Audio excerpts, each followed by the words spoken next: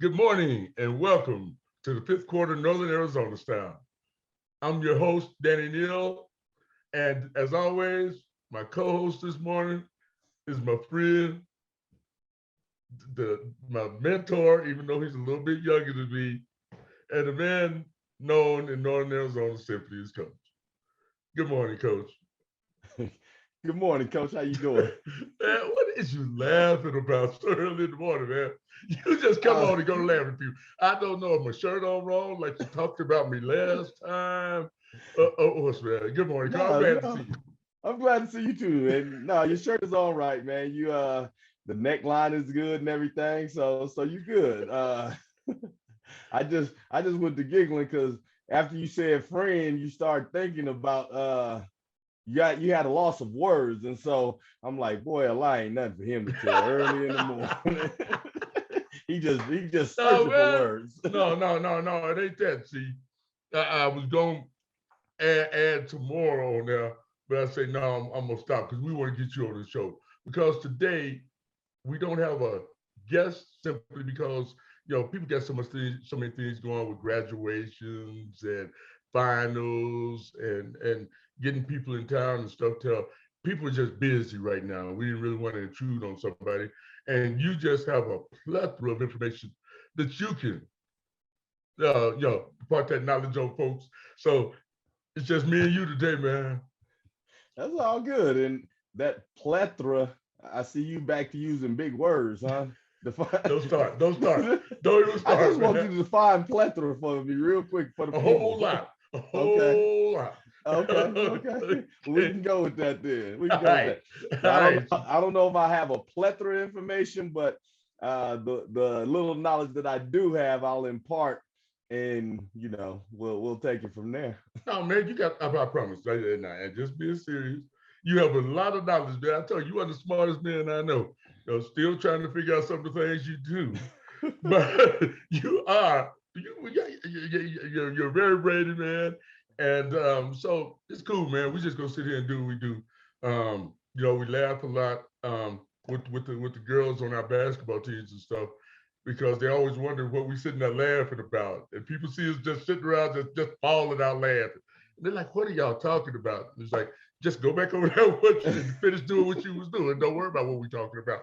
Right, right. And then when they get to be seniors, we finally let them come sit with us. Now you're old enough to hear what we're talking about. So today they're gonna get a chance to see what we talk about a little bit, All right. and probably a lot why we laugh so much. But so yeah, man, this is gonna be just me and you this morning, just chopping it up, having fun, and yeah, just holding the conversation like if I was in the office working today. Um, this is my day off. You give me a day off on Fridays.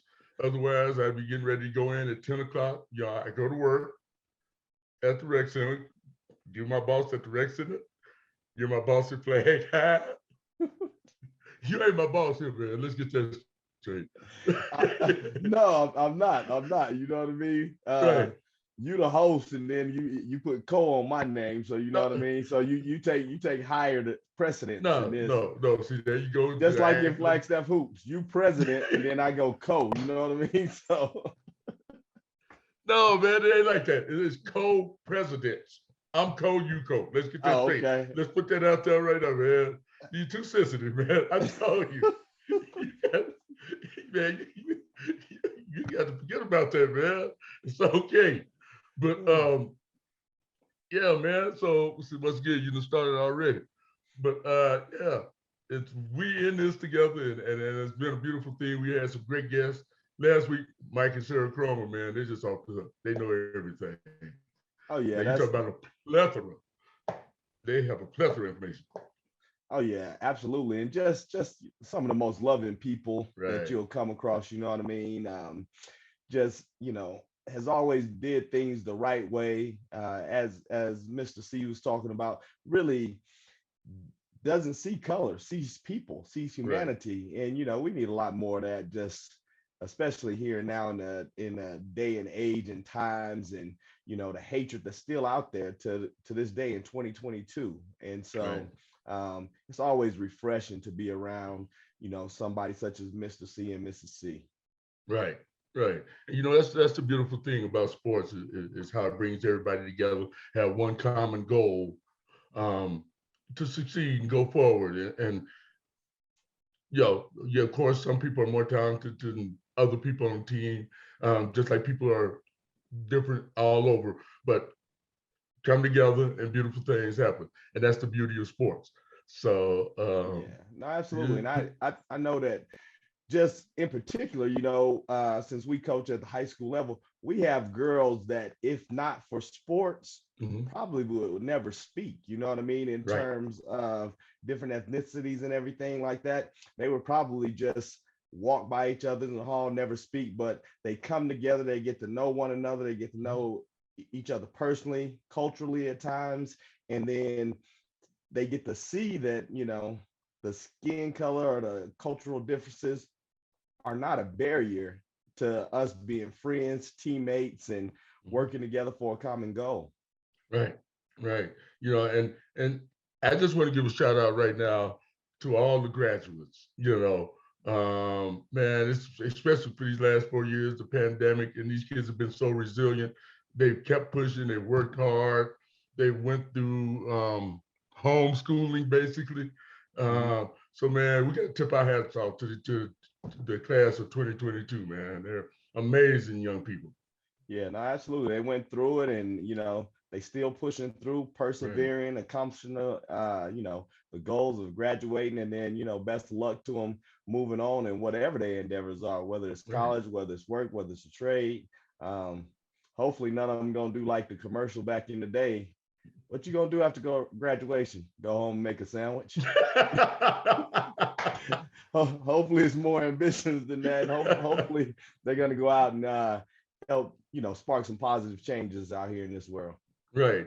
And we talk a lot about the success you had and about your wins, your championships and all that. But I think that the greatest tribute to what's been accomplished with you, as well as other coaches at Coconino High School, MPA, and a tribute to the kids and the student athletes here at Flagstaff, is the fact that I know for a fact, just a flag coming out of Flag High, we have teachers, we have nurses, we have lawyers.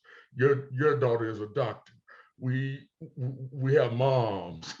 we have people from all walks of life who showed the attributes to get where they are now back then when they were on the team and being leaders on the team. So I think that's the biggest tribute and feel good you can have through all your accomplishments. Well, like you say, you talk about X's and O's, you talk about wins and losses, but that's not what motivates me per se to come out and do it. Or Again, me. when we first came in, we talked about being a liaison to the people here in Northern Arizona to be able to get to college if they chose to play basketball, because we felt there was a spot for everybody. But even greater than that, we talk about the lessons that they learn while they're playing sport, whether it's basketball, whether it's football, soccer, volleyball, whatever it is. You can take a lot of the lessons that you learn in Right. sport and make it applicable in life. And so, to see people that came through our program go out and do great things and starting to have success in the world, you hope that when they get in adverse times, they can think back on when they had to push through, when we had them in a practice, in a game, in a drill, when they come against a challenge and they can remember a phrase or a word that we used to instill to push through perseverance, and they really dig in and get through it. And so you just hope that some of the stuff that you taught in sport will carry over in life, and then as it helped them be successful in sports, it'll help them be successful in life. Yeah, very, very well said, very well said. And while I was naming out all these people that we have out there, we can't forget about the Cassie Schrader and Savannah Biggs, who also followed into the coaching field like we have, who will be our guests at some time and are doing amazing jobs at their high schools also. So, I mean, I don't think there's a field or occupation untouched that one of our athletes, boys and girls from Flagstaff, are not doing. We got firemen, we got policemen, we've got, you know, it's just incredible to see these kids as adults, to see their kids coming through now. In my case, seeing some grandkids coming through. Well, But Coach, I was thinking about that. And I think we talked about it not too long ago, just in the fact that I know for a fact now that I've been at the high school a long time, that we've been at the high school a long time, when we potentially have kids that we coach, now their daughters are coming into high school. I say, whoa, it, it's it the may be truth. about that time, man. I never thought that, It didn't that start out cycle like would, that. yeah, I never thought that cycle would happen, but I mean, it's happening. And so Right. that's actually pretty cool, to be able to coach a kid and then potentially coach their kid. I think that shows obviously longevity, um, hopefully with longevity success, you know what I mean?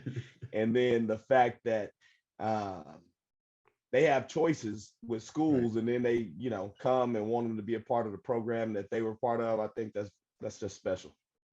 And I really didn't know how special it was until this year. I had a granddaughter coming into the program that you're coaching.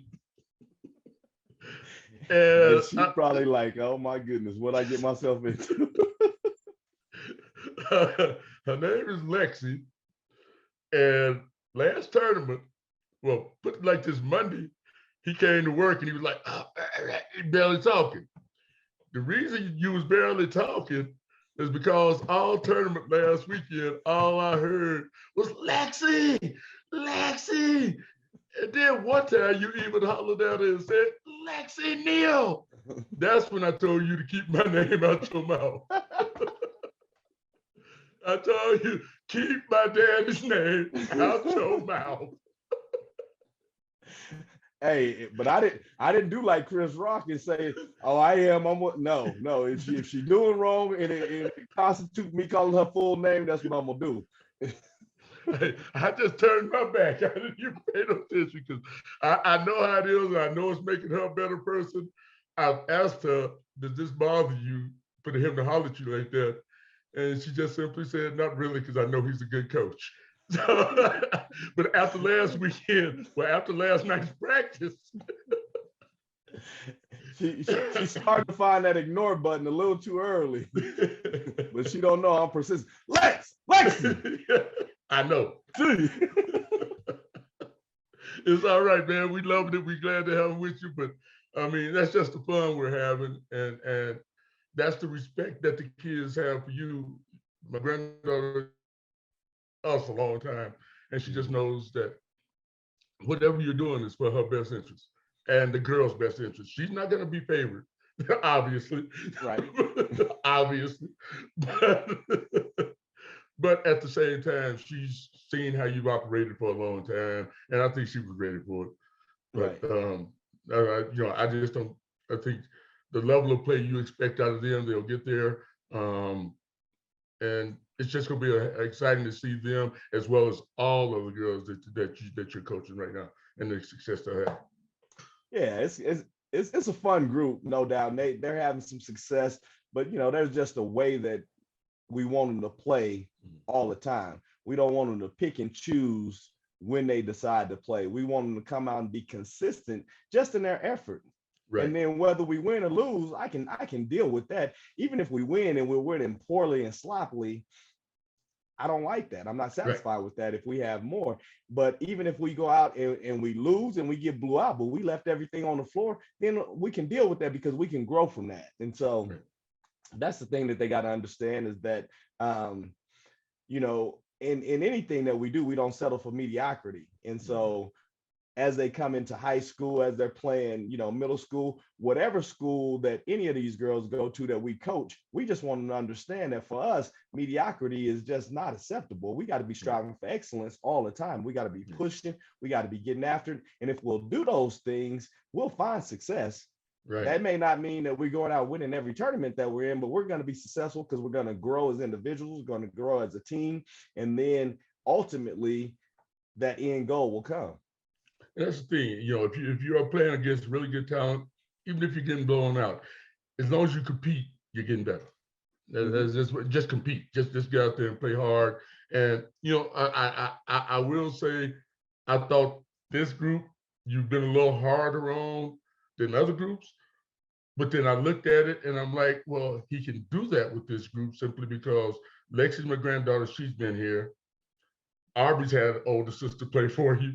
Nicole's had an older sister play for you. Carter's had an older sister play for you. So they knew what they was getting into. Seriously, they knew what to. They didn't know. They saw their sisters, and now they're experiencing it. But the beauty is they have their sisters to bounce ideas about, to keep them up, to let them know, what they already know, but just to reinforce that, hey, he's gonna push you, he's gonna get at you. You just be strong and you'll see the end results. So, I think with this group, you can do that. Well, you see a lot of potential in this group. Right. And if you can get them early on to play a certain type of way, really by the time they get up to varsity and by the time, they're upperclassmen and everything, it has the potential to be a real special group. And so you want them to see that, you want them to own that, you want them to push towards that, you want them to be able to look at each other and hold each other accountable. Right. You want to have that type of relationship to where if you're dogging it, I'm gonna let you know about it, and it's nothing personal. You just take it, accept it, and then do something about it and go out there and really just push and work the way that you're supposed to. And so if we can instill that in them early, then I think it's going to be better for them. It's going to be better for programs and everything else. And so one thing, though, you say I'm hard on this group. I just want you to know I have a player that played for me last year, and she was a freshman on varsity, and now she's playing for you. She's playing for you this summer with hoops. And so she made an observation, and that observation was that you're a meaner coach than what I am. That day? No, she said you're meaner.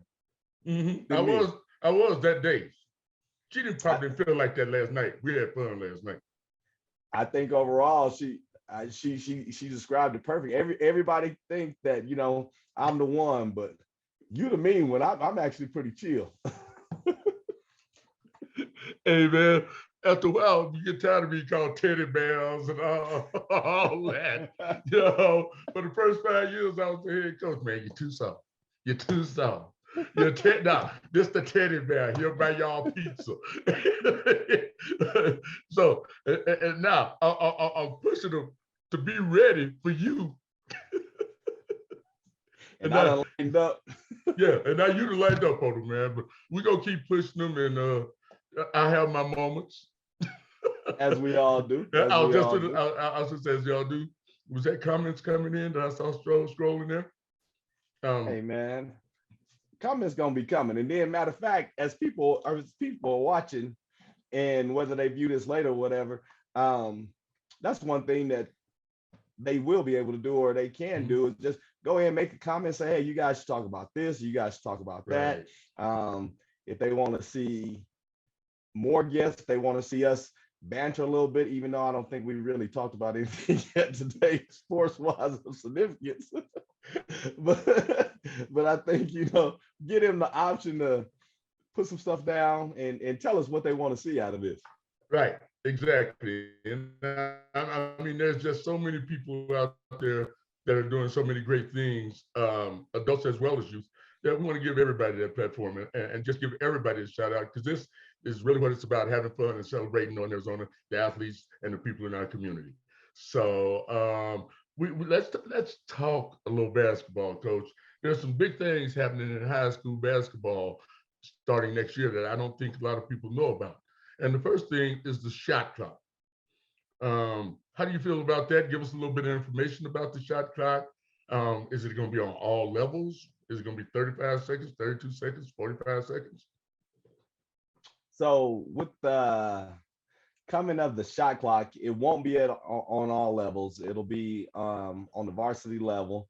And then for the 4A conference, everybody voted to have it in. So we will have it because there's conferences that may not jump right in and have it. And so I was told that we could potentially play at a school that doesn't have a shot clock and then come back to a game that does have the shot clock. And so, but it looks like the 4A conference is going to have the shot clock. I believe we're at 35 seconds. And I think it's just going to make the game better in terms of making it more like college and, you know, further. And so as far as style of play, it really doesn't affect us. I think we like to get up, we like to push. You know, late game situations, people won't be able to just to sit out there with a 2-point lead and try and stall for, you know, 2.5, 3 minutes. They're gonna have to be able to play and, you know, value possessions. And, you know, you can play the shot clock down, but you can only, you know, play about 30 seconds of that, and then you don't have to be getting up shots. And so I think it'll be good for the game in terms of just the fluidity of the game, and then also again making it more like the college scene to get kids ready. Because a lot one thing, you know, some of our kids that went from flag to whatever level, once they had the shot clock, that was an adjustment for them. And so now they'll start getting ready here in this level in high school. Well, that's strange you say that it was adjustment for them when they came out of a system that usually shoots within 20, 22 seconds. Would you say is the average for us, the way we push the ball at 7,000 feet? Well, I think 22 seconds might be long. Exactly. Well, you know how we fired up. Yep. But you got to understand, once they going up to college, they may have a system that may be a little bit different. They coaches may be making them work the clock, so on and so forth. And so as they work the clock and then it's coming down, they don't realize that, hey, this is about to go off. We're about to lose the possession, because they're just working the play or whatever, and they're not in tune to the clock factor. And so I think that's the biggest part of the adjustment, especially is when it gets down into the last 5 seconds and you have to be shooting or you have to be making a decisive play, and they're still just running the offense, or they had the ball and they're dribbling through trying to shake a defender, and then and it's a turnover. Now they're being yelled at. I will say, now there you go. There you go. Now, how much will it change your coaching in, say, situations like 45 seconds to go in the half, you get a quick shot up and then hopefully get one more possession because of the shot clock? Well, I think we're going to be trying to force. I know in that situation, you're talking about trying to get a 2-for-1 type thing. And, we're going to be trying to force that even when it's early on in the game. We're going to be trying to turn people over quickly and go get shots uncontested if we can. And so, there'll be a portion of awareness by the players, like, hey, here it is, let's go get this so that we can get the ball back and have another chance before the end of the half, as opposed to 45 seconds. Okay, let's just pull it out. We just gonna work for the last shot type thing. And so there'll be adjustment and there'll be some learning so that you're aware of time, clock, and shot clock situations now. And so that'll be a teaching point that we'll definitely emphasize. But if we're doing things the way we're supposed to be doing, we're trying to get after people, we're trying to get steals, we're trying to get up, we're trying to push, and we're not trying to let anybody be comfortable for 30 seconds in their offense at all. Right. That's us. Next, power bracket. This year they're starting the power bracket and girls. They've had it in football for a year or two. So can you expound on that a little bit, please, sir? Expound. So with the open division, what happens is the big schools, the 6A, 5A, and 4A, according to PowerPoints, the top 8 that's how it was in football, and I believe that's going to be the same in basketball. The top 8 go into the open division, irregardless of the conference. So if you have, for example, what you have in girls basketball, typically. What would it have looked like this year? So in girls basketball, what you typically have is, say, 4A schools. The top 4A schools in PowerPoints typically have like the top PowerPoints in the state. And so, for instance, going in Deer Valley this year may have been the number 1 seed in the open, when they had 25 or whatever PowerPoints, and then you may have went to a 6A school that may have had 22. I think this year would have been 4A schools, 2 6A and 2 5A schools that would have made it into the open division. And so what it does is it pulls those teams out, and then the other teams will play for a state title in their respective divisions. So if the top 2 got pulled out of 6A, that number 3 in PowerPoints would become number 1 for the 6A finals, and then so on and so forth. And so this year, we actually, instead of being a number 5 seed in the 4A, we would have been a number 1 seed. We would have been a number 9 seed overall, as far as the open division goes. And so we would have just missed the open division by 1 spot, and we would have been a number 1 seed going into the 4A tournament.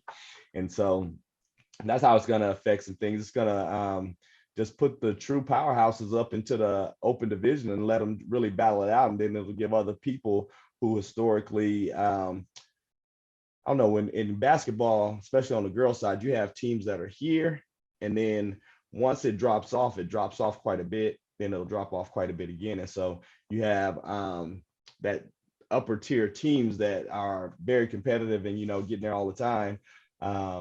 They're going to get to go out and battle against, the 5A to 6A. So you have like the Valley Vistas, the Millenniums, the Seton Catholic, South Point Catholic, so on and so forth. It's a potential for them to be in the pool and really battle it out. And, us at Flagstaff, we're going to be right there, just good enough. The goal would be, really honestly and truthfully, we want to be one of the first ones in Northern Arizona to make it to the open division, because we truly feel that, we are one of the top programs in the state, and we want to be able to show that and compete at that level. Right. And I don't think there's been very few times that we didn't finish in the top 8. Right. So we're definitely right there knocking on the door. That being said, talking about that, what do you think is the best and most powerful conference, including 3A? I think I'd have to say, when you're talking, this is just girls basketball. I think girls basketball, when you look at it historically, and you look at the PowerPoints, and you look at the champions of the past, I would still have to say 4A is probably the toughest conference in terms of girls basketball. You look at the years when Seton has won it, they've been the top PowerPoint team. They beat 6A schools that won championships. They've been the one that's been selected to go to the national championships as far as the tournaments and stuff like that. You look at this year, South Point Catholic beating the 5A to 6A top schools, and still winning 4A. You even look at, say, the 3A. 3A has great basketball throughout, and Tucson had that team that was very powerful, that were beating a lot of people a couple years ago. But I would say overall, just looking at the numbers and stuff like that, I would say 4A has probably overall the toughest conference. Millennium was a heck of a squad as they did their dynasty. Valley Vista's doing the same. They had that player that I think she's going to Oregon State. She was balling. So it's tough, but when you look at it and you've seen like Seton and South Point match up against those schools, they were beating those schools. Right. So well, that's good, man. So there's some exciting things happening in high school basketball, boys and girls basketball. And we just know that we'll be in the thick of it. Coach Schrader and Coconino and the girls, and the new basketball coach over at Coconino, and Coach Walton, and all the coaches, NPA, everywhere. We'll be there. We got these incredible athletes, and we're ready to go get it. And the start of that is June ball. And I think all teams are doing that. So you want to talk about June ball a little bit before we get out of here, Coach? So yeah, June ball is typically a time when you were permitted by the AIA to practice with your team fully outside of your season. And so now with year-round practices, it may not mean as much, but for us, we still keep it like traditional. We don't do anything with the girls as far as just flag high solely until we get to June. And so for June ball, it's time to get in and practice and give a glimpse of what the season's going to look like. We'll start on the 31st of May. Practice will be 4 to 6 p.m. We'll practice Monday through Thursday, then Friday, Saturday, or we'll practice Monday through Friday and do a Saturday, Sunday ordeal. So we'll do some tournaments. We'll do some team camps. We're looking to go down and be a part of the Arizona Preps, and then also the Mesquite tournament. We're looking to go down and be part of the GCU tournament. We're looking to do NAU tournament, and then we're looking to finish out it off with the tournament that we're going to host here the last week of June, the 23rd, 24th, which is a Thursday, Friday. And we got teams interested like Tucson, Saguaro, Tuba City, Cocoa, ourselves. And so hopefully it's all come together and we can just really get it out there and give them an opportunity to play. And, you know, so anybody that's watching your respective high school, if you haven't heard about June ball, just make sure you reach out to the school, reach out to your coach. And it's something that both girls and boys basketball hosts during the month of June. Right, and this includes incoming freshmen. Now incoming freshmen after you graduate. So if you're at a school that graduates 2 weeks from now, you still can't do June ball until you completely graduated. Am I correct? You are correct. And obviously you have to be attending the school that you're playing June ball for. So for instance, if you graduate in 8th grader and you say going to Flag High, you can't go participate at Coconino and June ball. You have to come to your respective high school that you're going to be at in order to participate. Well, Coach, we've had a lot of information. We use this time up like like we're sitting in the office talking. You know, I come in at 10 o'clock, open up, get everything opened up, then I go on break, and we have a chance to talk a little bit when you're not busy. If you're busy, then I just sit in the break room by myself. Coach, you do. You're the only person I know to come in and 5 minutes into your job, you on break. Hey man, I don't know, man. Sometimes I have to walk from the car into the building. That's a long walk. That's a long walk, man. I understand. So, hey, Coach, one thing, you know, one of our former guests. Look, I'm looking off because I'm trying to look at this screen, but they made it so small. Okay, there you go. Technology. Tommy Hernandez coaching the women's softball team over at NAU. They're actually playing in the national tournament right now in Georgia, and they were number 5 coming in to the tournament. And I'm trying to see if I can get this bracket.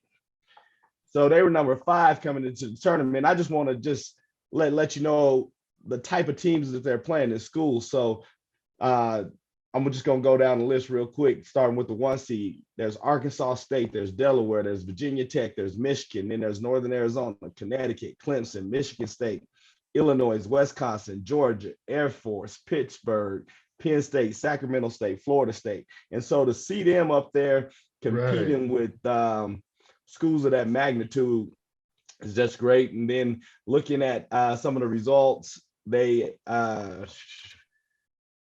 won against Pittsburgh 7-6. Then they got beat against Air Force, and then they played Michigan today at 10 a.m. So if it's 10 a.m.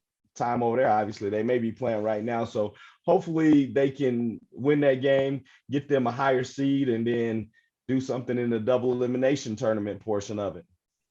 Well, congratulations to the NAU girls softball team, Coach Tommy Hernandez. And hey, just keep pushing and keep us updated on that, Coach. Will do. That's good stuff, man. That's good stuff. So, what you got planned today, Coach? I don't know. You know what? I'm just gonna chill, take it easy. You got tea time today? It already took off at 7:30, but I'm gonna go out and get the back 9. Well, Coach, let's get you out of here. Yep. So I don't know what everybody else doing today, but we hope everybody have a great day. Only thing I do know is that you ain't got to go home, but you gotta leave here. See you.